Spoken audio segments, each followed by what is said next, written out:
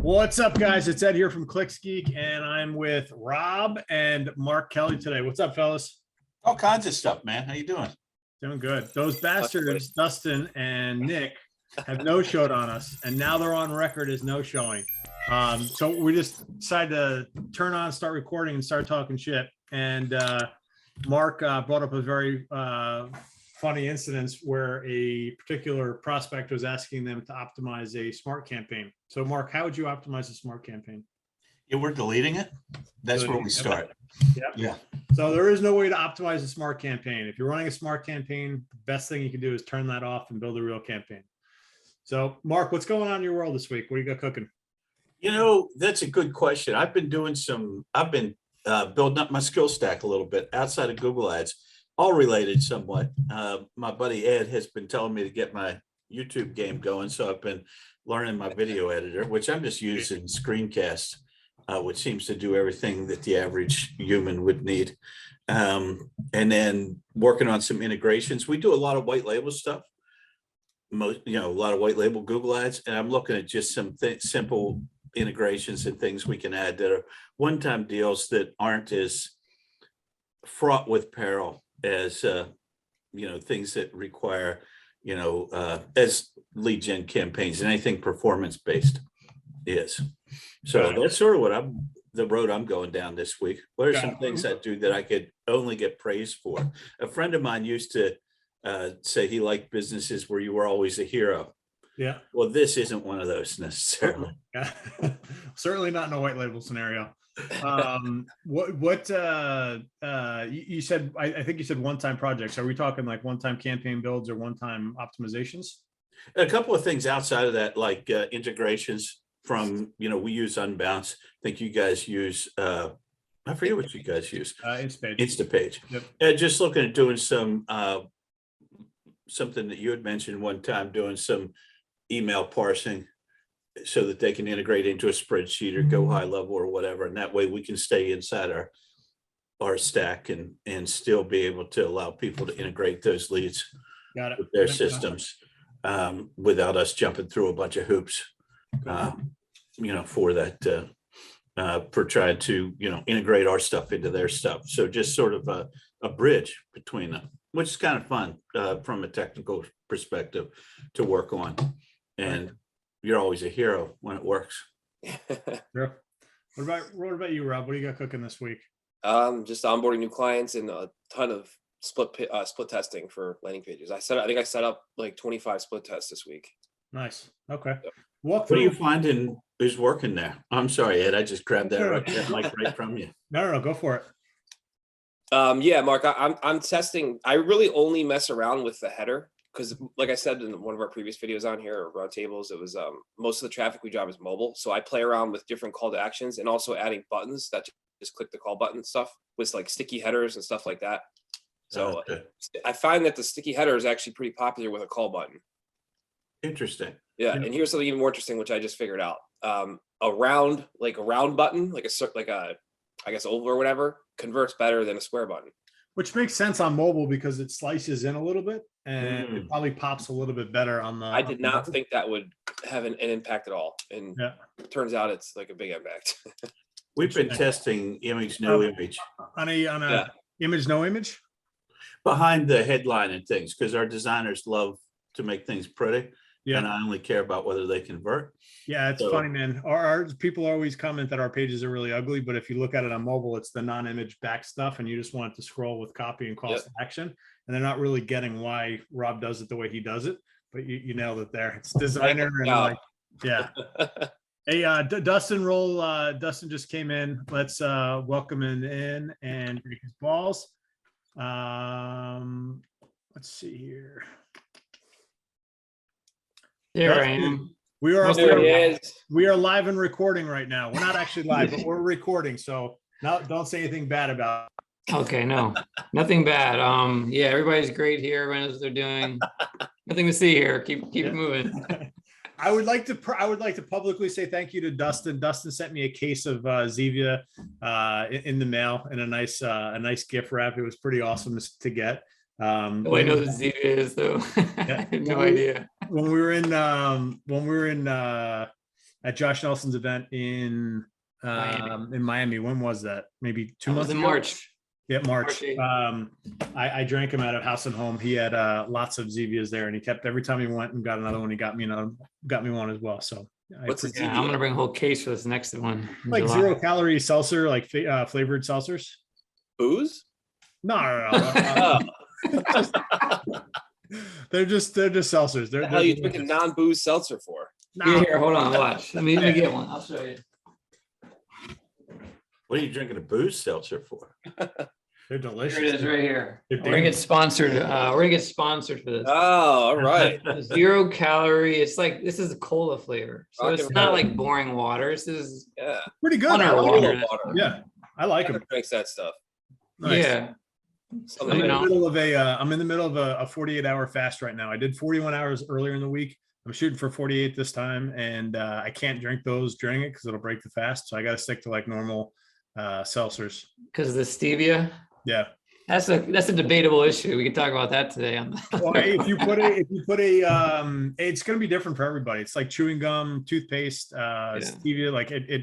Some people it knocks them out. Some people it does. Some people doesn't. For me, it does. Oh, it does. Yeah. You're in your keto. You're checking your ketones to tell. Yeah. I had a doctor test me on it because I was curious. Because if it was up to me, I'd chew gum basically all waking hours, and gum, the sugar alcohols in the gum kick me out. So Okay. the hardest thing I think is the creamer, man, in the coffee. Yeah. Having creamer in your coffee, that sucks. Black coffee sucks. It's terrible. I love black coffee. That's the way to go. That's how I drink it too. Yeah. I mean, I don't even drink coffee, honestly. I drink it like once every 3 months, but I only drink like 8 to 10 cups a day now. So it's perfect. I'll drink like 5 of these a day, 4 or 5 of these. Just like half a cup of coffee worth of caffeine. Since we're talking about it. Yeah. Hey, Dustin, prior to you hopping on, we talked to Mark about some things he was working on. We talked to Rob about what he's got cooking. Mark's working on some one-time projects. Rob's working on some onboards and some split testing that we're doing. What do you got cooking this week? We talking about agency stuff or I don't really want to know anything. I don't want to know anything about you personally. That's all. Keep that Okay, well, in that case, I won't talk about my gym record. No, anyway, no, I mean, well, we moved into ClickUp. I think I told you it's been now almost a month. So there's some ever-going automations to add there. One thing I'll tell you, I'm really struggling with the integration of things because like between we have ClickUp and then we have our GHL kind of version, whatever, getting our client onboarding to speak to ClickUp, we have to go through Zapier, and then Zapier doesn't support custom fields. So for custom fields, I have to use Integromat, but Integromat or Make now is like this crazy advanced beast. So now I'm like on Integrately or whatever, just to get everything to talk to each other. It's a total nightmare because like, oh, this one will do that, but it won't. Like, for example, I can't get Integrately to create a recurring invoice in FreshBooks, but Zapier will. So it's like I got to start here to go here to go here. I have this map of freaking stuff, and by the time I'm done, I'm just like, I'll just do it manually. Like by the time I figure this all out. How do you feel? How do you feel about hiring a consultant to come in and build out everything for you? I think that would probably be fine. I'd be open to it if they knew what they needed to do. Honestly, I mean, I think it would be smarter. I think it'd be better. I don't like spending my time on it, but the thing is, I don't always have a perfect map of how everything should be because ClickUp is still new for us. Yeah. I mean, I can give a general idea. Hey, here's our custom fields. I want them filled out. Here's our forms. I want them filled out. Like, I could probably get most of the way there. Yep. So I think it'd be probably Dustin, smart idea. What did you guys replace ClickUp with? Well, we had Asana before. Oh, that's right. Okay. Yeah, we were on that for like since 2013 or something. Dustin's who got us on Asana. Now you're I leaving. love Asana. Yeah, as soon as you guys got on there, I left. I'm like, well, forget this crap. Party's over. I know Nick is using ClickUp, and I don't know if he has officially hired or not, but Zen Pilot or Pilot, yeah. Have you looked at them at all to potentially? I have. I've seen some of their stuff, and I talked to the guys in the group that have used them and stuff. I mean, that might be the way to go. I think for most of our ops, we're pretty good. It's just literally the onboarding part that I have left to do. And from what I understand, their cost structure may not be reasonable for just doing that part of it, especially when I can get myself this far. So I was thinking about just hiring somebody in Upwork that can do integrations like really well. Because Integromat can do everything that I need. I just don't know how to use it well enough to get it to work with all the stuff that we have. So I've been kind of just doing it myself, but it's not my ideal thing to do. I just kind of like to know like where we're running into issues. That way, when I have somebody that does it, I can kind of make sure they're not wasting a bunch of time doing something I know is not going to work. I don't know. I'm just always been that type. I like to tinker with stuff. So Got it. yeah. Nice. I like to leave stuff to Rob to figure out. Yeah. I've always been that kind of person. Yeah. And then I had to send them threatening emails about 60 in a row then I figure out, say, I got it. Don't worry about it. After you complained away. And then he'll say, "Oh, I'm sorry. I misread your first email." After he complains about it. We do this dance. We've been doing this dance for years. Oh yeah. Yeah. So what else we got cooking? Anything pertinent you guys have thought about in the week that you'd like to share with the world? I'm glad that CallRail's fixed. Yeah. Oh God. Yeah, they finally sent an email about that a week and a half, 2 weeks later. I'm like, oh, there goes the email that would have been nice 2 weeks ago. Yeah, like Armageddon with people showing half of the leads that they're actually getting and emailing us like, what's going on? Why are our leads dropping off? Blah, blah, blah. Not trying to explain to them that they haven't dropped off. You're just not seeing them. That was fun. They still haven't fixed their bug though about pulling up the MCC accounts when you link it to Google and CallRail. Like if it's a company that starts with the letter S or above, I still am not seeing it in CallRail. So I have to put a 1 in front of it, the account name, just so it pulls up right away. Oh crap. That's a trick. If you guys, anyone watch this is running into that is. Yeah. If CallRail is watching, we lost more customers and recurring revenue than we pay you monthly, which is a significant amount. So we just want to say thank you very much from the bottom of our hearts. Good times. Thank you. Appreciate it. As the only What Converts user here, I didn't have any problems last week or lose any clients. We did integrate our unbounced forms with What Converts, which I don't know why I hadn't done that before, but it produced a nice monthly report in a single interface they can go to. A nice clean interface, by the way, that everybody seems to love. What's it called? What Converts? What Converts? I never even heard of that. I hadn't heard of it either. And one day I'm doing some research on getting call extensions to always be tracked in Google Ads. And I'm reading some Google documentation that reference What Converts. I'm like, what's this stuff? Yeah. And they're solid. They're really solid. And their support, again, is excellent, which is not something I ran into. And it's call tracking platform? Yeah, What Converts? It's a call and lead tracking platform. And is it accurate with Google? Seems to be. Yeah. Does it make you rotate through a pool of numbers? Yeah, we have a pool. We can rotate through a pool of numbers for tracking purposes. Got it. That's the same thing CallRail does. All right. Yeah. What do you pay per client per month, like on average? Let me think about that. It's got to be not probably less than $100. No, it's got to be less than that. Yeah, it's got to be way less. $10, like $10 maybe. Yeah. Okay. We pay about 20, like $15 for lease numbers, and then about, let's call it $5 for usage, plus or minus. Well, I pay less with What Converts than I paid 5 years ago with CallRail when I dumped them for PhoneWagon, who then got sold to CallRail. Yeah. So, you got stuck back with them again. Yeah. We had issues with PhoneWagon with spam calls. It was a big issue. That was a big issue for sure. But support was there. I hated they upgraded the interface in PhoneWagon until it was a spaghetti mess that I couldn't understand. That's one thing I like with What Converts. I literally I understand it. There's no confusion there. I think it's got a nice interface, good support, but it does the exact same thing. So there's no problem using CallRail. Got it. How did you guys make out sales wise last week? How many new onboards did you bring in? We had 5 last week, 3 commits this week. No, 4 commits, 1 pay. Okay. So it's been weird this month. It's been weird. It's either, as they always say, feast or famine. It feels like.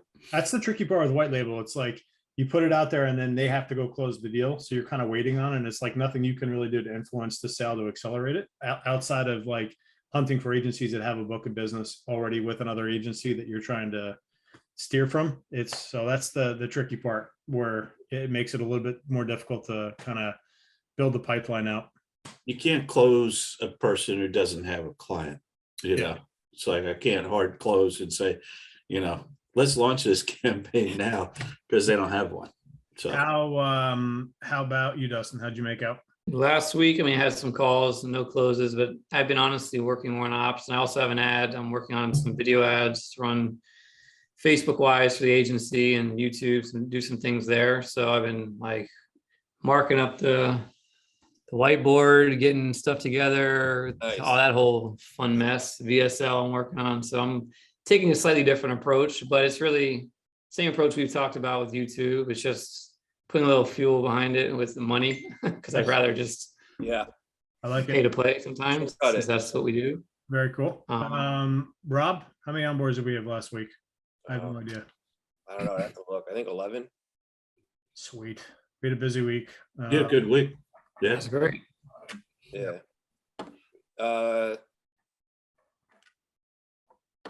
11. Yeah. Sweet.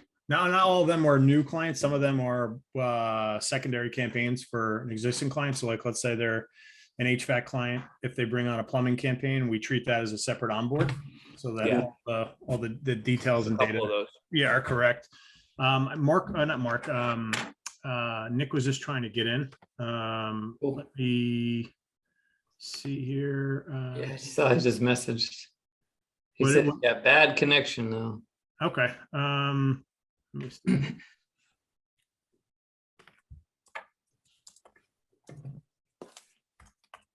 Hey, I got something. What do you guys think about call only ads?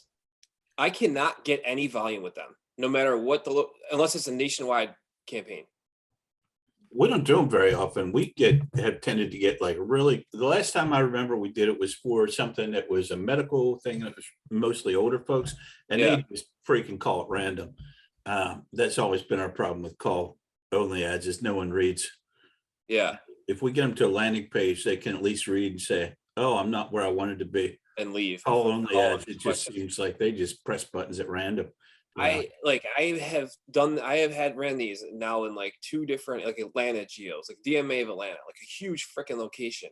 Yeah, And like you get 2 clicks a week in 1 call. Like I don't even understand it. It doesn't make any sense. And then if you run RSA ads and just go after mobile traffic, you're gonna get a bunch, mhm. like a ton of traffic. Yeah, when we use them, I was talking to somebody about this yesterday, but we used to use them a lot with like water damage, HVAC, like Yeah, more emergency type stuff, and they work really well. Appliance repair, we were doing a lot more with that. yeah, And they work really well.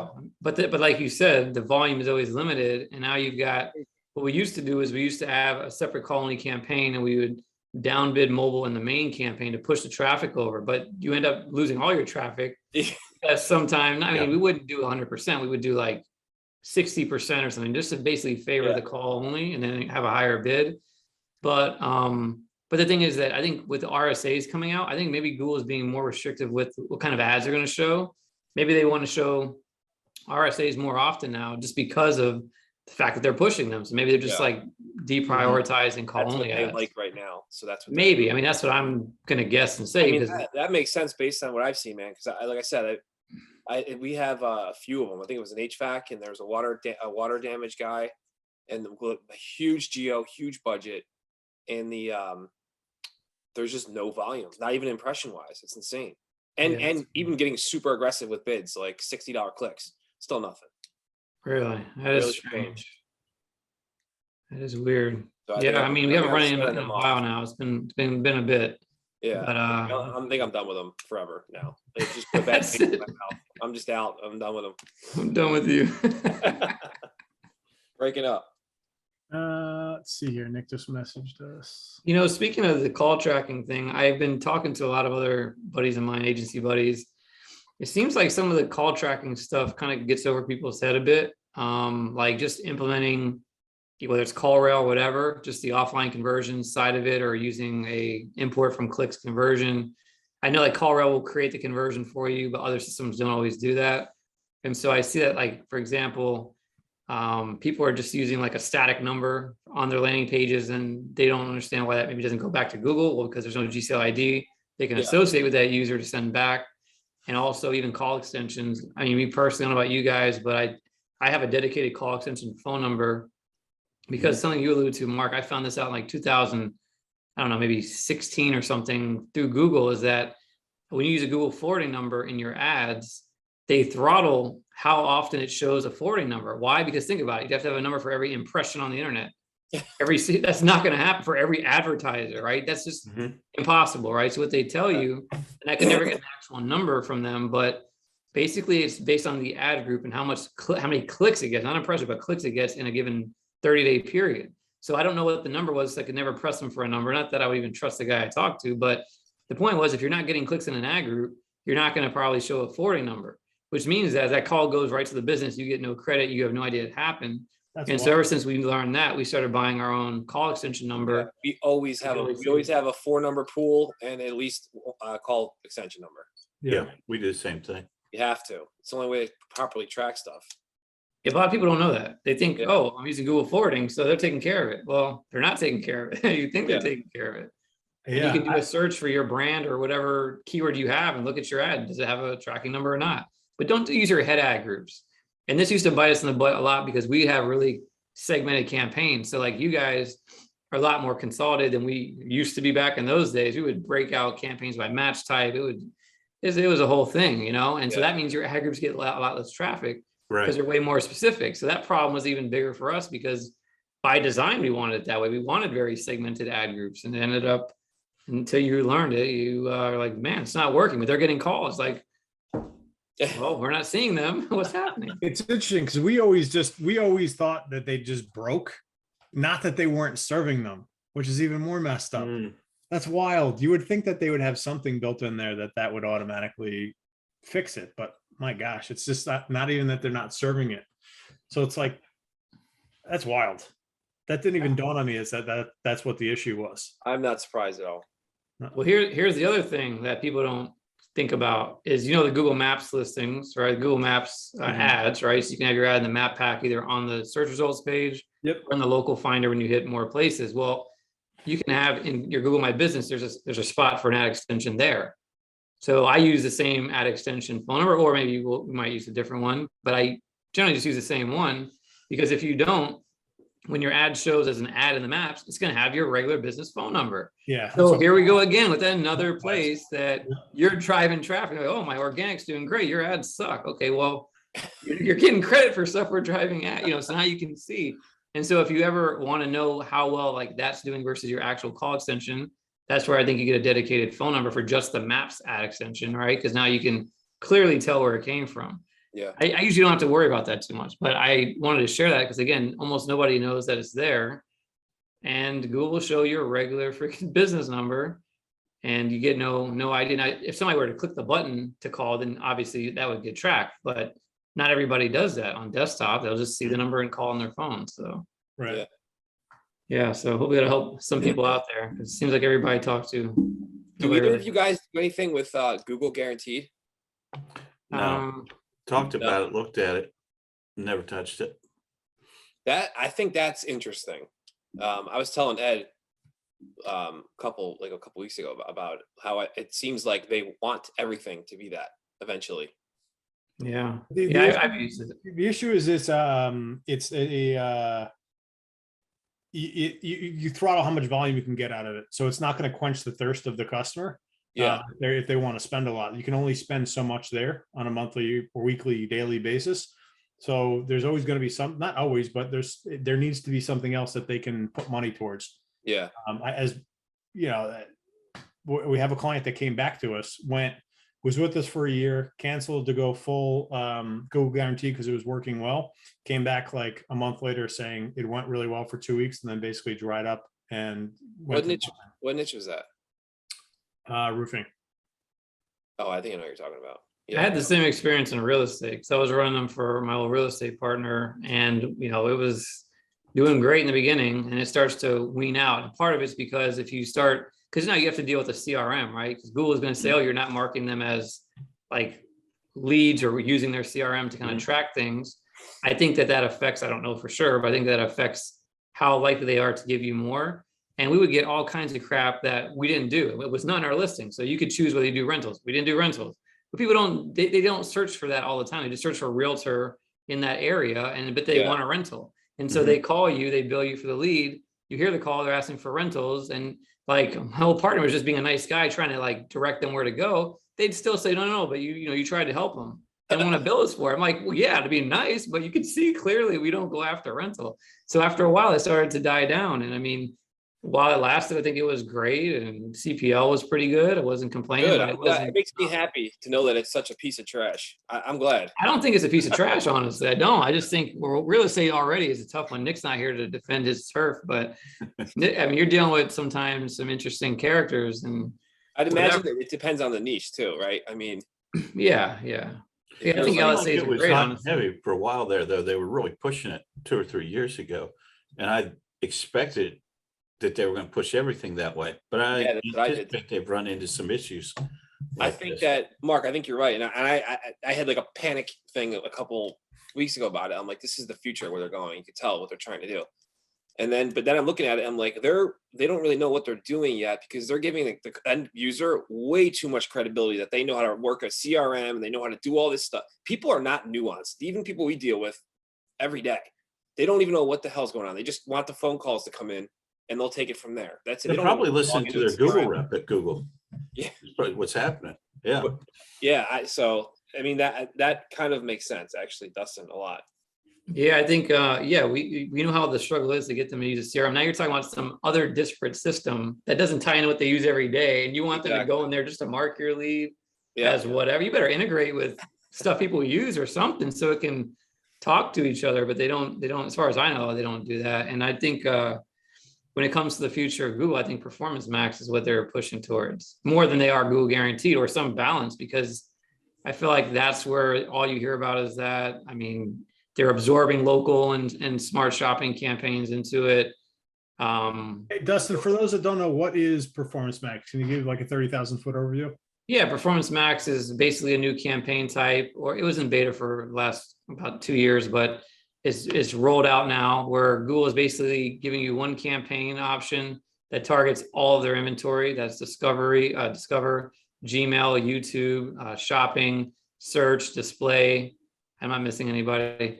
And you just put it all together. It can work for e-commerce. They're basically saying smart shopping is going to be migrated to Performance Max by, I think they said September. So you have to use it. You can still use regular shopping at this point. But they're taking that, and then local campaigns, which I haven't used quite a lot at all, but they're moving those into Performance Max. And so it's basically a way where I've on the e-commerce side heard good things about it. On lead gen side, we've tested it, but there's a ton of spam you get on the lead gen side. I think it's because they're just opening up a lot of display traffic that is not legit. I was going to say, this sounds like a freaking disaster.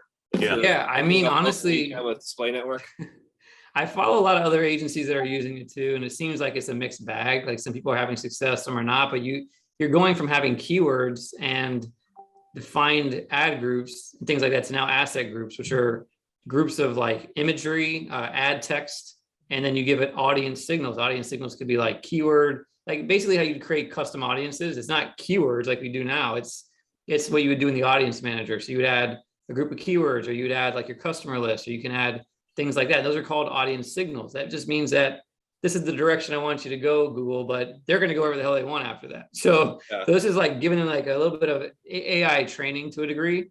And you want to make sure that those signals match, your assets, your copy, and your imagery. And then also YouTube. The funny thing is they'll create YouTube videos for you if you don't add one. So they'll create these videos like slideshow videos, and I think it's hilarious to see what some of them look like. It's almost like Animoto. Remember Animoto, like all those years ago? It kind of reminds me of an Animoto video. So they take your copy from your text ads, and they kind of put it with music over like whatever random slideshow that they have, and I'm like, wow. So they force you to use YouTube. I've worked with e-commerce a lot. That sounds like a loser to me. For e-commerce, is that? You're going to have most of your results on shopping. YouTube is a bear to try to zone in for e-commerce. You really have to target your audience, test your videos. There's a lot you have to do over there, to end display and remarketing, search. is questionable. I mean, you really have to work hard on e-commerce for that. So I don't know. It just seems to me like that's not likely to outperform a typical search campaign. Yeah, I mean, the thing is, it steals traffic from shopping. It steals traffic, could steal traffic from search. But the idea, this is the big crux of the whole conversation. It's probably a sticking point for all of us, is that this is Google's attempt to basically find new acquisition, not necessarily just based on keywords. It's based on, hey, I know people search these keywords. That's what you want. But here's where they are doing other things that we know about that you don't, right? You think of a keyword because that's how we think, right? Oh, somebody searches for plumber near me. That's what I want. But they might have done a bunch of other stuff that we don't know, that we can't target, we can't see. This is where they're trying to fill in that gap. And can they do it? I don't know. We're going to find out. Well, top of funnel was so great. We'd all be there, right? Yeah. Or even middle of funnel, or finding out that the person that needs a plumber also likes to eat pizza on the weekends, you know? I'm not sure. Correlation. He ordered pizza. He's going to need a plumber because he's going to clog up that toilet. I'm going to make a YouTube video with pizza, the plumber and the pizza. I'm a hard no. I'm not doing it. I don't care. I'm not doing it. Staying away from it. I'll just go be a greeter at Walmart before I'll do that for a living. That's the last thing I need to do is create a Performance Max campaign and try to do something new and as an email. What the hell are you doing? What is this? It was a guy got 50 calls about someone who couldn't pick his trash up. Be like a plumber or something. Have you guys ever had display campaigns work for lead gen? Nope. No. We could generate we could generate a ton of leads in display for hundreds for lead gen. They're trash. But they're trash. And they're like, I didn't submit my information here. What are you talking about? Ma'am, they're like Facebook leads. It just came in 30 seconds ago. What do you mean? No, it gets even better. Mark, we used to do it for dental, what is it? Dental yep. Like something like that. So we'd have somebody fill out a form, dude, that was like this friggin' long with like all these like intimate questions about like getting this consultation. And they'd be like, no, I didn't fill it out. That wasn't me.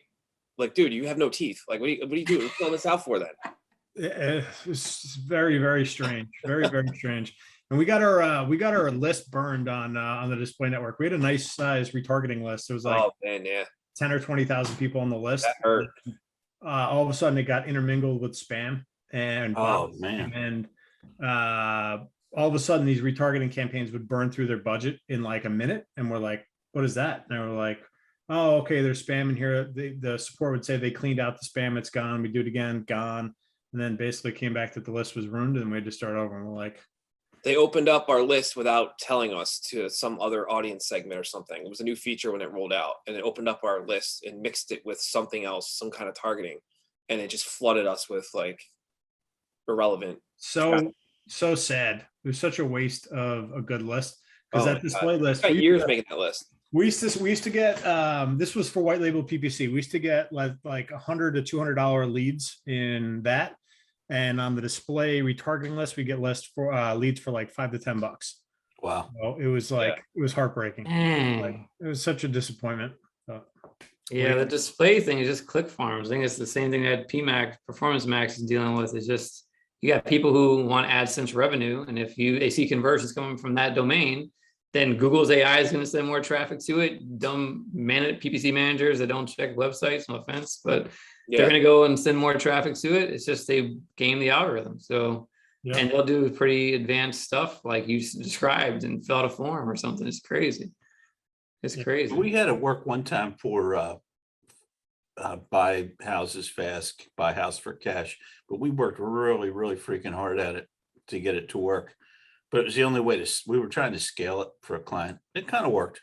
That's about the only time I literally remembered display ever doing anything for anybody ever outside of branding. Yeah. We'll recommend it for branding if people really want to have reach, but no one cares about branding. Sorry, all you branding people. I get you. I mean, I kind of like Facebook retargeting for branding better. If you spend $5 a day there versus $5 a day on retargeting for the Google network, you're getting 0 impressions in Google versus, I'm assuming the person's got a small list. I'm assuming they've got a couple hundred people on the list. I'd rather spend $5 a day on Facebook for retargeting than I would on display because you just wouldn't get much. So we do both. You guys know something interesting that I just realized recently? So I just finished up making a new course for real estate investors, And I was actually in the course, I'm building campaigns from scratch, which I haven't done in forever, right? So I'm going through the whole process from start to finish and taping everything. And Google now, I don't know if they've always done this, or at least last time I built a campaign, they weren't doing this, but you go through the steps to build the search campaign. And then once you hit publish, you have to go back in the settings and turn off display network again. Because even though you disable it when you're setting up the campaign, they freaking turn it on as soon as you hit publish on the campaign. You got to go back in and turn it off. That happened to me just this week or last week. I created a test campaign for tracking for whatever. And I did a search campaign for just our brand. I turned it on. I'm like, why the heck is display on? I know I turned that crap off. Yeah, they totally turned it on. Yep. Wow. That's an important tip there for anybody watching this. If you're building new campaigns, make sure that you're double turning off display network because they're going to do it anyway. Insane. It's brutal. And and also watching out for us. Yeah, and also making sure you're turning off recommendations, just double checking that you've turned it off and it hasn't been turned back on. That's been known to happen as well. It's like, well, no, I know I turned that off. It's been off and now all of a sudden it's back on. So you gotta be careful there as well. Auto apply. Yeah. We had a guy turn all his keywords kept turning to broad match. He'd call in and be like, dude, well, like these leads are terrible. And we're like, what is going on? And we're like yelling at him, like, you gotta stop. You're changing all it. Then we go to change history. It's auto apply everything. And I was like, oh my God, man, this is just, that's the future of Google, everybody. This is what they wanted. Let them have control. Give them control and you can see the fruits of their labor. You should budget to $5,000 a day overnight while you're sleeping. Yeah, well, they recommended it. I bet they did. I recommend you pay us $5,000 more too. Come on, let's do it. What do you guys got? What do you guys got cooking for this week? Anything good in the pipeline, sales wise? Sales wise, for me, I've actually talked to a few interesting companies that are not in our main niche, but software type companies. So looking at potentially helping them with some campaigns, some ads. Those are always fun. And honestly, just my own campaigns, getting our own agency ads back up and going, dedicating some more time there, and then focusing on some of the other revenue generating partnerships I have, e-commerce wise. I got to spend some time there, and we just get ready for the summer slump that tends to happen.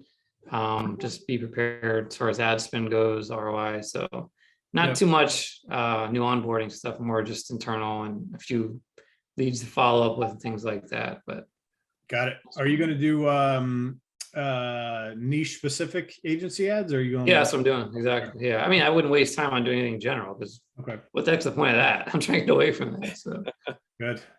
What about you, Mark? What do you got cooking? Yeah, we got a number of things in the pipeline. 4 or 5 clients that are verbally ready to move forward, but aren't ready to move forward with their money. And then we've got a handful of clients who I'm trying to guide them into making the right decision. We'll probably not work with them otherwise, but it's like we have these campaigns we kind of want you to optimize, or I bought Instapage. I really want to use that. I'm like, well, let that be a life lesson. We don't use Instapage, so don't buy your software before you go out and white label with someone. And then the other thing is we're working on our white label niches, and I'm about to launch a niched agency finally. Oh yeah, what niche? Landscaping. Nice. Oh, it's awesome, man. That's a good one. Hey, the grass is always greener, they say. That's what they say. I like it. Nice. Dad joke. Yeah, there we go. Write that down. That's awesome. Sorry. That's awesome. Well, you might be right, but I just wanted to join the niche party, No, I like it, and I like the niche. You got a lot of verticals you can kind of go off into there: landscaping, lawn care, food service, hardscape. Yeah. So, there's a lot of growth in the industry, I heard. Yeah. Another one. So now I'm just going to get all the landscaping jokes now. Huh? Okay. No, I don't make them up as I go, as you can tell. That's why they suck. Mark, another one to look at in that space is backyard astroturf installation. Like putting green installation. Okay, that's nice. Check out that. If you have anybody in that space, that's a nice little niche. It's super it's disposable income. It's high end. We were in that a long time ago. I remember that. That did really well too. Yeah. So I would definitely take a hard look at that space and build out some some lead gen around that, because there definitely is keywords for turf installation I marketing. bet in places, dry areas too, especially. Yeah. They want Dry, that. but I mean, we were looking at it in like Westchester, New York, Greenwich, Connecticut, like higher net worth areas, but I would assume Miami probably does well with it as well. It's Florida in general. My wife wanted some in our backyard. We just got pavers, but we have a spot where the dogs use the bathroom. And she's like, and it's always never gets enough sun. It's always like during the winter or during the summer it's muddy, and then during the winter it gets. She's like, this is use fake grass for the turf stuff. I'm like, I don't know. I just feel like some kind of way about it. Nothing wrong with it. I'm like, I don't know. I just don't. Dude, some of it you can't even tell the difference anymore. I know, I guess, but then That's my true. dog's gonna crap on all the time. It's like, will I not tell the difference after a while? What if it stains? I don't know. I don't know. Don't crap on my niche there. Another one. Yeah, so I would look at the turf installation, but also the putting green installation style stuff. Okay. And I'm going to look at irrigation and lighting. A lot of the guys in the north go into like Christmas lighting and holiday lighting and stuff to try to make some money during the dreadful winter. Yep. The dreadful winters up north. Got it. Well, you know what? That's a good question. I mean, topic seasonality, right? So like with the tour operators we work with, some of them not year round. HVAC is highly seasonal. Right. What do you guys give your clients any advice? You guys do anything different? I mean, obviously you do things differently, but I mean, some of the guys in the tour space shut down completely. Like they close their business. That drop off November to, March or whatever. And I can't really say just keep advertising because they're in a cold weather area where they're not going to do any business. Yep. Right. In some areas, I'm just like, it's going to be down, but you still want every bit of business. But in some, there's no business. So I can't really argue with them that they should be running ads during those periods. Yeah, I agree. Yeah, I'd say it depends. Depends on how you structure things. If you're exclusive to a market or not, if you're crushing it for the client or not, you can make a case like, hey, we just blew it out of the water here. And, we're looking for 2 months here. Something like that. Or you could be a gentleman and turn it off. We have clients that'll pay us when they turn off because we give them an exclusive in a market. I also would say seasonality can be outpaced by effective marketing. If it's a niche that truly shuts off, like we have a client in a very cold weather area, very deep snow for detailing. He just pauses it for 2 months. He still pays us. Another example would be like roofing. Roofing is a year-round thing. People roof when they have to roof, not when they want to roof. So you can still get search volume in snowy markets in the winter months. And it's typically ice damming, leaking, the repairs that lead to spring installation style stuff. So I wouldn't necessarily like Dustin was saying, sorry to cut you off. The tour operator stuff, like you can't drive a boat on frozen water. It's not right. there's nothing they can do. Yeah, it's not a fun tour. Yeah, I would say it depends. It depends on how they pay you and how you structure a deal with them. If you're in a year-long contract, it kind of can be, it is what it is type of thing. You could reduce the monthly so that you get paid recurring throughout the year. I don't know exactly how to do it in a seasonal type thing. Without a crushing revenue for those particular months. I don't know what the answer is, other than loading up in the southern half of the United States where we try to, in certain niches, that'd probably be where I'd try to target the bulk of the clientele. Yeah. A lot of them are in my state. I mean, I literally live in the state that most of my client base would be in. Not all of them. I got people all over the place, but just kind of curious. And we do have the software side of things as well that we help them get more bookings from their existing customers or existing traffic and, some operational stuff, which is helpful during that time. I was just curious if you guys had run into that. Cause I mean, for us, if somebody's not going to do business, I don't want their money, honestly, because I feel like it's not cool unless we do a year agreement, which I don't do that right now. So it's not something that, because I did think about it, but I don't know. I just I want to feel good about what I do at the end of the day. And I don't want to feel like somebody's being burdened with extra expense when they're not making income or whatever. Yep. So I was just kind of curious what you guys thought. I would say it depends, because if we're paying for infrastructure costs during that time, we either need to get paid for it or we need to take it down. And if we're taking it down, then we need to be paid again to rebuild everything. So I kind of think they have to to weigh the pros and cons of what it's going to cost to keep it live versus the cost to have it rebuilt. And that's how I would look at it, because CallRail comes down, CallRail needs to be rebuilt. Landing page comes down, new domain needs to be purchased, needs to be rebuilt, because reusing old domains, like we buy .co's has been an issue for us, where they're suspending accounts or it can't get through verification. So we have to buy a new domain for somebody. If they pause or cancel for an extended time, page comes down. We have to buy a new domain. So new domain, new privacy. So there are legitimate costs to holding it versus canceling it, and just weigh the pros and cons of what that looks like for the client. And I think some of it comes down to, did you knock it out of the park for them earlier in the year? But I don't know. Depends. I mean, quite honestly, it'd be great if I could just take off 6 months too, make all my money like they do in the summer. Hey, all right, see you all next year. So, that'd be awesome. But double your rates during the summer. I was Done. gonna say, You're maybe welcome. try and increase like the last 3 months before they're about to turn off, increase your rates, then have that float you through. all right, we're gonna be expensive in the summer and we're gonna be cheaper in the winter. There you go. Or lower the rate and make it year round. I don't know. I'd have to look at it and build a model for it. But it would be tough to do it at $500 a month if it's only 6 months out of the year. I don't know. Yep. Yeah. I don't know. I'm torn there. Interesting pickle. Yeah, that's what I thought I'd ask you guys, see what you thought. I mean, at that point, they may be willing to invest in SEO services. That's always going to be year round if they're smart, right? Because you get a headway when people are stopping everything else, you get some headway there. But okay, but you're doing that. It's great. You're generating calls. Where are those calls going? What are you doing with those? It's still a good question to ask. I was curious because I haven't been in. I mean, we've worked with seasonal clients before, but I've never had a client actually shut down their business for more than, a month or so at a time, where it's like, wow, interesting. Okay. So since 2015, since we started, the longest someone shut down their business is maybe 2 or 3 months.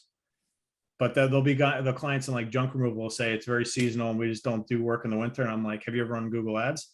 No. I'm like, all right, well, let's see how this winter goes, because volume may drop, but it doesn't go to zero. Junk still exists every day. You'll still push through it, but obviously snow plowing is going to be super seasonal. Your instance is going to be super seasonal, but we also don't work with tour operators. So my basement flooded 2 winters ago, and I had junk guys come out, and they took all the wet carpet and everything right out of here, and all the stuff that was ruined. So it's like a seasonality thing. I don't think it really affects those type of guys. Yeah, you're right. No, me neither. Cool. All right, guys, I got to jump. I got a 1 o'clock call I got to get into. Anything you guys want to leave off with this week? I don't think so. I guess our editor is going to have a time with this one, trying to come up with all these topic ideas that we talked about. We're kind of all over the place. Yeah. Cool. All right, guys. Until next week, have a great day, and I'll see you guys later. Yeah, later, guys. Take care. See you guys. See you guys. Bye.